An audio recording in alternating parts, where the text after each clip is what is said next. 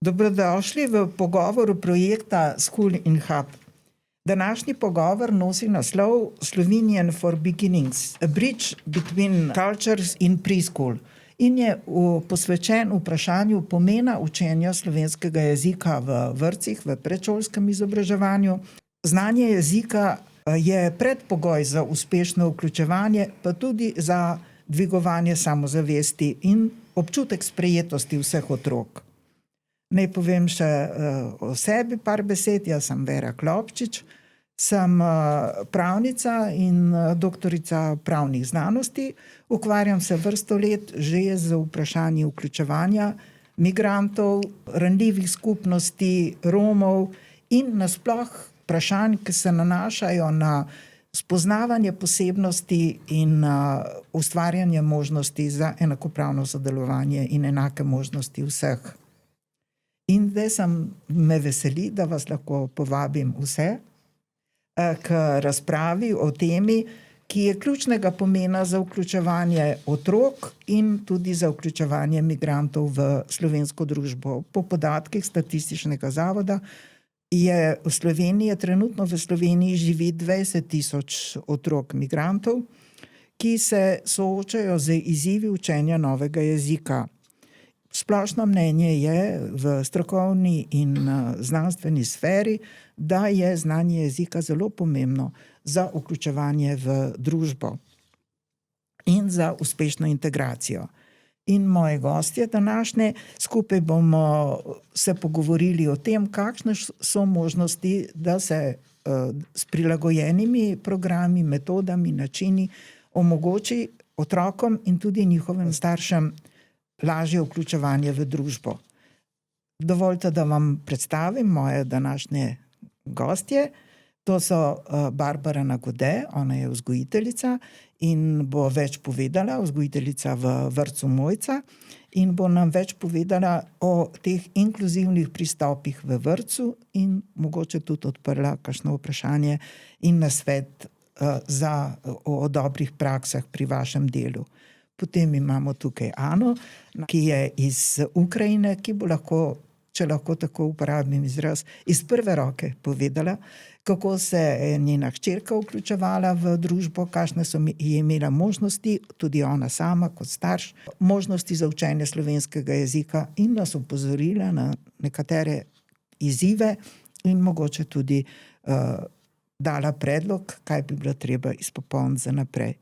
Tukaj je Bojana Lekše, ona je zunanja sodelavka Rica iz Novega mesta in se ukvarja z možnostmi in poučevanjem slovenskega jezika za odrasle, ker je to seveda vse povezano. Učenje starši, ki poznajo slovenski jezik, se seveda veliko lažje vključijo tudi v vse postopke in vse možnosti za vključevanje otrok v vrtcu in zagotovijo na ta način uspešnost v šoli in družbi. Seveda se pa tudi dogaja, da se otroci prej naučijo jezika kot starši. Absolutno. Kar je seveda lahko potem dvosmerni proces, da tudi otroci pomagajo staršem pri učenju slovenskega jezika. Zdaj bom pa kar začela z vprašanji za Barbaro. Če lahko po vašem mnenju, ker imate izkušnje dolgoletno pri delu z migrantskimi otroci, kako je po vašem mnenju pomembno učenje slovenskega jezika za uspešno vključevanje? Seveda, zdi se mi zelo pomembno, ker se mi zdi, da preden otroci začnejo poslušati bolj zgodaj, se nam pridružijo vedno večji uspehi, zato ker v bistvu otroci se jezika v vrtcu učijo spontano preko igre, oni nimajo občutka, da gre za učenje, kot je kasneje v šoli in v življenju, ampak je v bistvu vse res preko igre.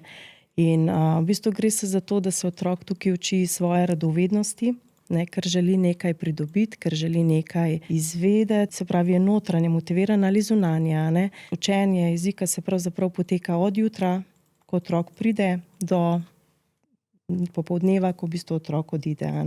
Se pravi, poteka v bistvu preko rutinskih dejavnosti v vrtcu ali pa preko načrtovanih dejavnosti, ki jih pač načrtujemo. V bistvu jezika se uči v komunikaciji med drugimi otroki, med sovrstniki, med prosto igro. Zelo lepo jih je videti, ko na začetku v bistvu morda tudi prosimo druge otroke, da pomagajo pri vključevanju v igro, da jim kaj pojasnijo, če znajo oni že njihov jezik, pa ga mi ne znamo. Se pravi, to je pač pri igri, nekaj je pa, da se pač med igro vključujemo tudi vzgojiteljice, če pač poznamo njihov jezik, in potem tudi vodimo malo igro. Je pa resno, kot sem v bistvu že izpostavila, vedno vzgojiteljice ne razumemo jezika otroka, ki prihaja, in to je lahko kar malo problema, tudi v komunikaciji s starši. To srečo imamo, če znamo kakšen skupen jezik, da si pomagamo recimo z angleščino, včasih pa tudi to ne gre, si pa potem pomagamo s kakšno sodobno tehnologijo, kakšen prevajalnik, včasih tudi kaj narišemo, napišemo, recimo kdaj pričakujemo, da pride starš po uvajanju, po otroka smo tudi že urico narisali, zato da smo se razumeli, da nismo čakali, pa starša ni bilo, pač znajdemo se, kakor vemo, oziroma kakor se pač potrudimo, da nekako dobimo neko skupni jezik. Lahko vprašam, kako pogosto se pa srečujete s starši? Imate govorilne ure ali mogoče imate posebne sestanke s starši migrantov? Kako bi mi lahko to povedala? Ja, v bistvu že na uvodnem spoznavnem razgovoru v bistvu ugotovimo, kako bomo lahko komunicirali. Praktično smo pa mi dostopni vsak dan, zjutraj ob sprejemu ali popoldne, ko pridejo po otroka, da lahko rečemo kakšno besedo ali dve. Ampak to se v bistvu bolj nanaša na kakšne organizacijske zadeve, na to, kaj se dogaja v skupini ali pa kaj želimo, da otroci prinesejo v vrtec ali pa kaj bomo počeli. Informacije o otroku ne dajemo tako med vrati. Če pa ker so to osebni podatki, če pa starši pokažejo interes ali pa da mi vidimo, da bi bilo dobro, da se pač sestanemo, se pa seveda dogovorimo za posebno uro in pač takrat se potem pogovorimo. Zdaj, če ne znamo angleškega jezika oziroma tako, povabimo ali pa prosimo starše, da povabijo nekoga, ki zna, ki nam bo lahko prevajal. Sicer se pa pač potrudimo po svoje. Ja, smo na voljo staršem, da vsem, da se čim več pogovarjamo. Sicer jih imamo pa tudi, tako kot za vse starše, pač organiziramo kakšne delavnice. Opažamo namreč, da se pač tujejezični starši zelo radi udeležujejo tega, sploh če potem pripravimo kakšne športne delavnice ali pa ustvarjalne delavnice, se pravi nekje, ker nimajo občutka, da morajo znati jezik, ampak z veseljem pridejo in se res potem sprostijo in jih je lepo videti vse skupaj. Ko imamo pa recimo kakšen roditeljski sestanek, kjer pa vem, da bom pač govorila v slovenščini, pa starše prej nagovorim, seveda so povabljeni, ampak razumem, da pač ne pridejo in jim potem posredujem zapisnik, pa si preberejo in sem jim potem na voljo še na kakšno vprašanja, če jim še kaj želijo dodatno. Tako da to je v bistvu z vidika sodelovanja starši.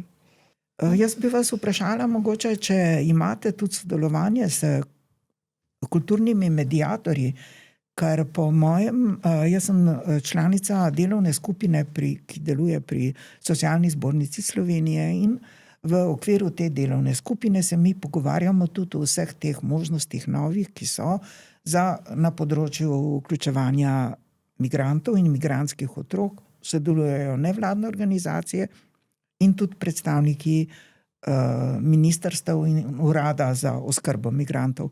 In ravno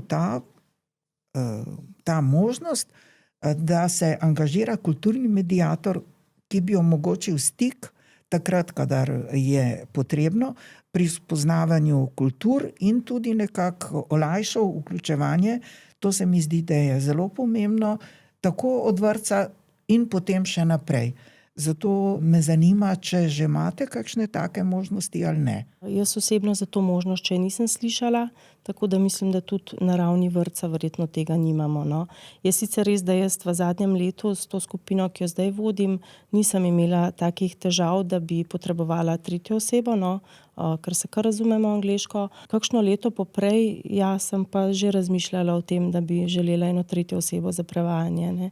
Ker je včasih tudi malce kočljivo, če želimo otroku oziroma staršem povedati kakšno zelo osebno stvar. Tako je. In če povabijo nekoga bližnjega morda ne bodo veseli, kaj mi jaz povem. Ne? Vseeno precej kakšna osebna stvar, pa je morda lažje, če je kakšna uradna oseba zraven.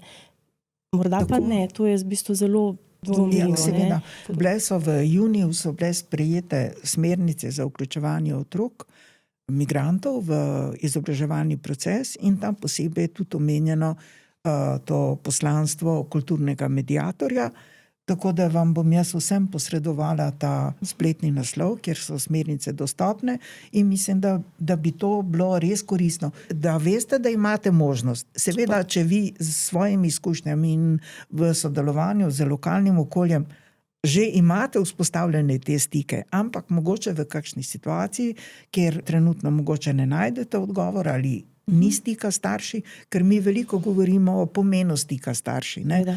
Ampak so pa tudi situacije, kjer ta stik ne deluje. Ne? In da bi mogoče takrat vam kulturni mediator lahko pomagal in bi bila to ena oblika razreševanja tistega konkretnega primera. Tako da mislim, da to je en način, da si tudi vi potem olajšate delo. Ne? Zagotovo, ja. In ti kulturni mediatorji naj bi bili usposobljeni tako za komunikacijo, ker tudi vemo, da ne govorijo vsi pripadniki migrantskih skupnosti angleški jezik, da govorijo tudi njihove jezike in da potem v tem jeziku lahko posredujejo med institucijami, v tem konkretnem primeru vrtec, ampak nasploh govorim, in olajšajo integracijo. Ker namen tega, o čemer se mi pogovarjamo, in učenje slovenskega jezika in poznavanje v lokalnem okolju, je integracija. In seveda je to, bi lahko bil en dodaten potem prispevek k možnostim za integracijo. No, zdaj pa se bom k vam obrnila, Ana, če lahko poveste pa vi svojo osebno izkušnjo, kako ste glede vključevanja, glede tega, kako ste se naučili slovenskega jezika in tudi, če bo lahko poveste, kako se je vaša hčerka prilagajala v teh stopnjah in prosim, beseda je vaša. Če se lahko tudi prvo predstavite, pa potem poveste naprej. Prosim. Hvala. Oprostite za mojo slovenščino, jaz malo nervozna, ampak tukaj je moja učiteljica slovenščine. Ja. In tega je ni poznala jaz. Jaz imam 4 otroka. Bravo. Ja, in zato ni delala domačo nalogo. Mi je všeč slovenščina. In na začetku res je bilo hudo sa slovenščino in nikdo nič ne razumel, ampak skupaj s otrocami začeli hoditi v trgovino in to je bila kot igra med nami. Smo kupili samo to, ker razumem mleko, čokolada, kupim. In zato začeli učiti slovenščino. Tak. Še jaz vzela jih s manoj v pevski zbor otrokov in mi smo slušali pesmi in tudi učili jezik. Tak. In mogoče še mi smo šli na gasilski vaj smo skupaj hodili, tudi med otrokami učili in jaz slušala, kot oni pogovarjati med seboj. Ja, odlično, res, ker ravno te neformalne oblike vključevanja v lokalni skupnosti, to je tista možnost, da se tudi naučimo jezika ne samo na tečaju. Absolutno. Ja, ker je verjetno tudi to, da je tudi pisava drugačna, ne, v Ukrajini. Ja. Latinica, cirilica, to so velike razlike in so se morali otroci prilagajati. In tudi vi, ne samo glede pisave, ne. Ja. In vam čestitam za te pobude, da ste se vključili in da ste tudi otroke v pevski zbor. A bi mogoče vi še lahko, kaj bi pa vi svetovali drugim pripadnikom migrantskih skupnosti, ki pridejo v Slovenijo, pa ne znajo slovenskega jezika? Veste, jaz imam poklic frizerstva in zato veliko govorim s ljudmi in razumem. Mogoče slušati več razgovorov med ljudmi, televizijo gledati, risanki s otrokami, po televiziji gledati. To je, mislim, od začetka bo veliko. Ja, lepo. Ja, najlepša hvala, da ste nam tako povedala o svoji osebni izkušnji in da ste tudi tako pogumno krenila v to vključevanje in otrok in sebe. Zdaj bom pa jaz Bojano vprašala, ki se ukvarja z tudi izvajanje tečajev za učenje slovenskega jezika za tujce. Pa bi vas vprašala, katere so največje težave, s katerimi se soočajo udeleženci? Ja, hvala za besedo. Jaz se bom navezala kar na Ano. Ja, prav. Ena izmed težav je ravno to, da to, kar mi osvojimo na tečaju, da je potem nekako težava, kako pa to spraviti v prakso. Tako da, Ana, vi ste to odlično izvedli. Bravo. Gasilska društva, skoraj vsaka vas v Sloveniji ima eno gasilsko društvo, pevski zbori, res pa tudi druga društva, ne samo gasilska. Tako da, zato jim jaz vedno predlagam, naj grejo v trgovino, naj stopijo do prodajalke, naročijo 10 dek sira, ne vzamejo iz police. Tako da to je tisto, kar je najbolj pomembno, iz tečaja v prakso. Potem pa opažamo, da te strategije učenja so problem. Ker treba je le vedeti, da pridajo udeleženci po več desetletjih lahko na tečaj slovenščine oziroma v nek izobraževalni proces in enostavno se potem s tem kar nekaj časa ukvarjamo. Druga zadeva, ki jo pa zdaj opažamo, predvsem pri zaposlenih, je pa dejansko neka časovna stiska. Ljudje delajo v izmenah in tu jaz moram pohvaliti organizatorke Narico in z vsemi drugimi ustanovami, s katerimi sodelujem, da res opravijo eno ogromno delo, da se res prilagodijo udeležencem, ker dopoldne, popoldne, potem iz nočne, ko pridajo direkt na tečaj, je to izziv za njih in tudi za nas predavatelje, da konec koncev obdržiš tega človeka, ne, da še 3-4 ure na tečaju, se veste, Ana, ne, ni bilo vedno lahko. Tako da to bi jaz izpostavila.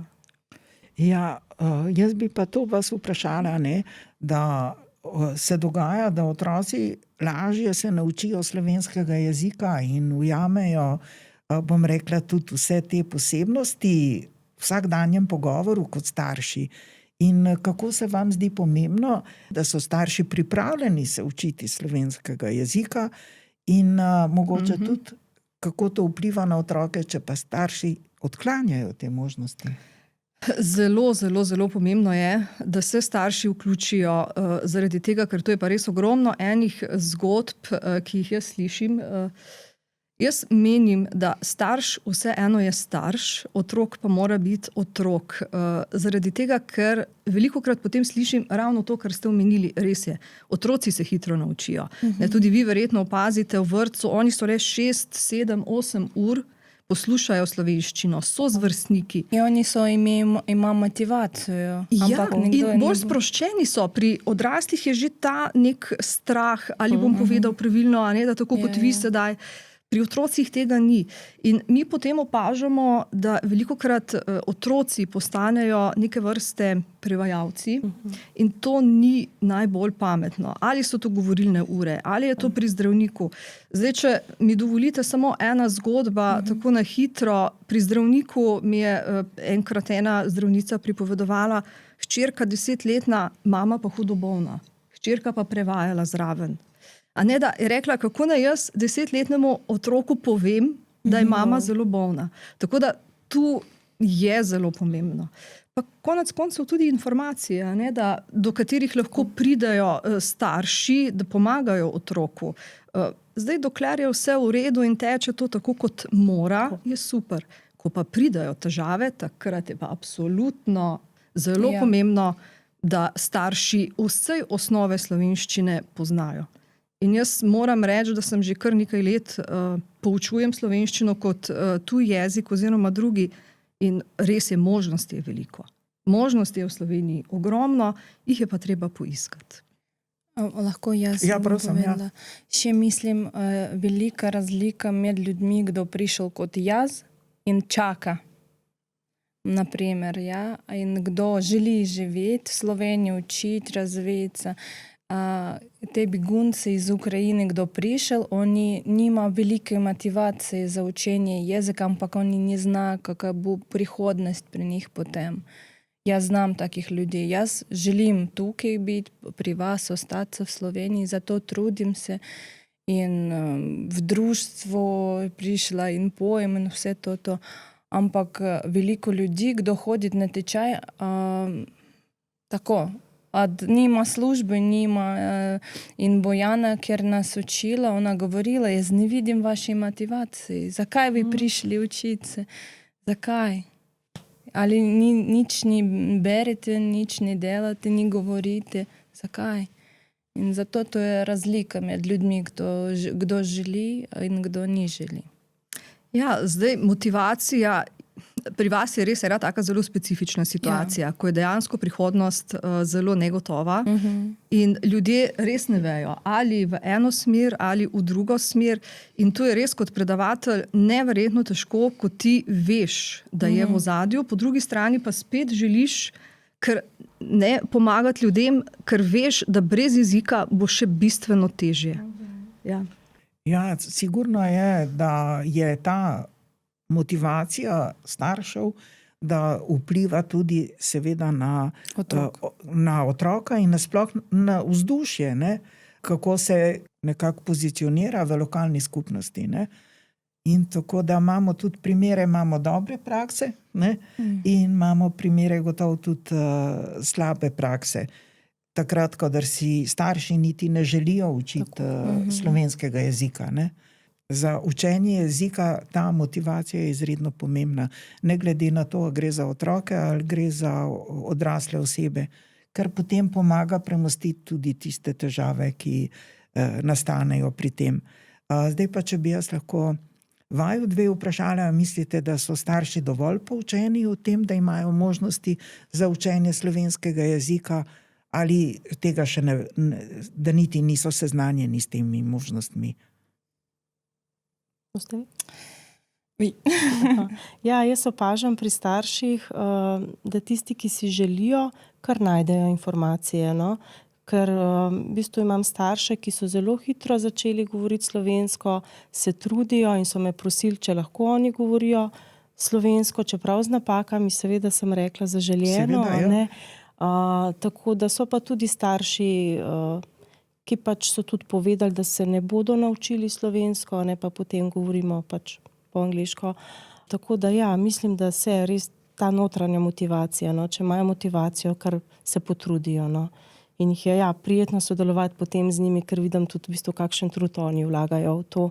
Ne samo, da se jaz trudim z njimi govoriti angleško, ampak v bistvu, da oni vse to povrnejo nazaj, da prepoznajo tudi naš trud in oni vračajo nazaj. No. Ja, gotovo je, da se ta pozitivni pristop, ki je pri vas, da ima potem tudi pozitivne učinke pri njih. Kaj bi pa vi povedala, Ana? Jaz mislim, vzgojiteljica, to je najtežji poklic. Tako je. Yes, ampak ne moreš reči svoje mnenje otroku, samo govoriš z njimi detskim jezikom, tako, otroškim jezikom. In za učenje, ne vem, kaj bi razložiti vam, ampak bomo probala.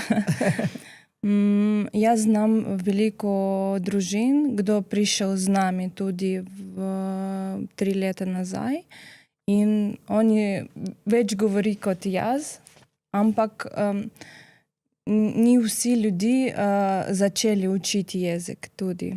In vidim otrokov, oni tudi ne razume, zakaj jim učiti se v slovenski šoli, ampak tudi jo že rekla, ne vejo svojo prihodnost. Ampak jaz vsem svojim prijateljem rekla, mi smo rabim govoriti med Slovencami, ampak to je res zelo prijazne ljudi, ker prvikrat bila v trgovini in pogovarjala s trgovko, ona so rekla, vi zelo dobro govorite slovensko, jaz samo hvala rekla. In to je motivirati ljudi govoriti. To jaz vedno rečem na tečajih. Samo prvih par besed slovenskih. Slovenci vam hitro stopimo nasproti. A mogoče bi pa imate kakšen predlog za dodatne aktivnosti, ki bi lahko olajšali učenje slovenskega jezika za otroke v vrtcu? Tako kot sem rekla, mi delamo to pač bodi si spontano ali pa načrtno. V bistvu otroci se tudi veliko učijo preko pesmi, preko gibanja, pač pesem, glasba je nekaj, kar je daje en tak naravni ritem življenja. In v bistvu pogosto se sliši, zaslišim otroka prvo pet ali da poje pač v skupini, ko pojemo, ali pa kar tako med igro, slovenske pesmi, še preden je z mano spregovoril slovensko, ker mu je to nekaj najbolj naravnega.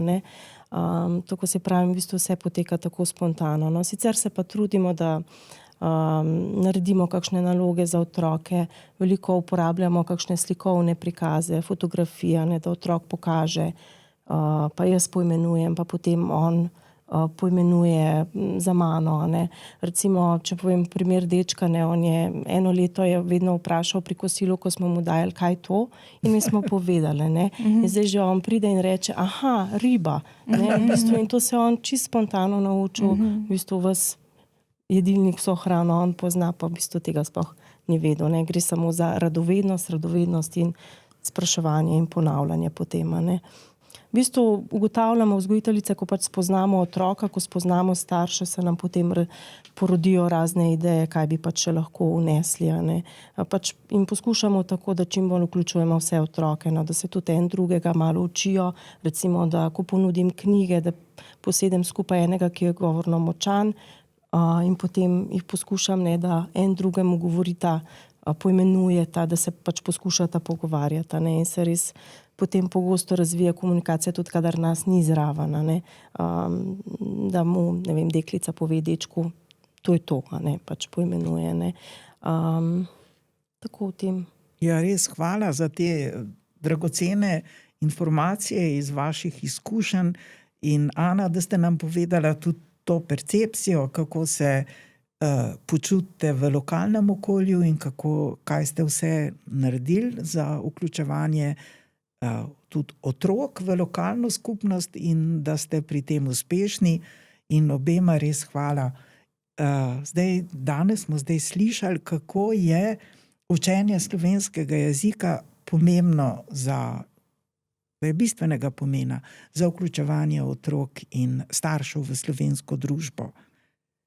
Seveda so pa tudi v tem procesu izzivi in mislim, da so taki pogovori možnost, da skupaj poiščemo tiste možnosti za izboljšanje te situacije. Mislim, da je ena od ugotovitev, da in starši in otroci in izobraževalci potrebujemo eno skupno podporo, eno podlago in izmenjavo izkušenj dobre prakse, pa tudi slabe, da se lahko težave odpravijo in da lahko izboljšamo te načine poučevanja slovenskega jezika kot prvi korak za vključevanje in integracijo.